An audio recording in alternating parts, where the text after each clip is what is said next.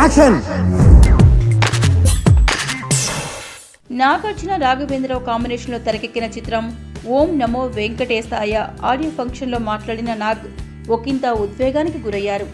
ఆయన స్పీచ్ మనసును కదిలించింది. ఇంతకీ నాగ్ ఏమన్నారంటే, వెంకటేశ్వర స్వామిని ఎప్పుడు ఏం అడగలేదు, ఇంత గొప్ప జీవితాన్ని కుటుంబాన్ని ఇచ్చిన దేవుడికి నిత్యం కృతజ్ఞతలు చెబుతుంటాను. అయితే తొలిసారి మా అమ్మ గురించి ఓ కోరిక కోరుకున్నా. అమ్మ ఆరోగ్యం క్షీణించింది, ఎవ్వరినీ గుర్తుపట్టడం లేదు, పిచ్చి పిచ్చిగా మాట్లాడుతూ ఉండేది. ఆ సమయంలో నాన్నగారి మొహం చూడలేకపోయేవాణ్ణి.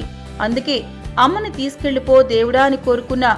అమ్మ వెళ్లిపోయిందని, అలా అమ్మని ఆ బాధ నుంచి విముక్తురాలు చేశాడు దేవుడు. నాన్నగారి ఆఖరి చిత్రం మనం. ఈ సినిమాకి నేను చేయాల్సినంత చేశా, కానీ విజయం అందించాల్సింది నువ్వే అని వేడుకున్నా. అప్పుడు నా కోరిక తీర్చాడు. నా బిడ్డల భవిష్యత్తు బాగుండాలని కోరుకుంటూ కొండకు వెళ్ళా.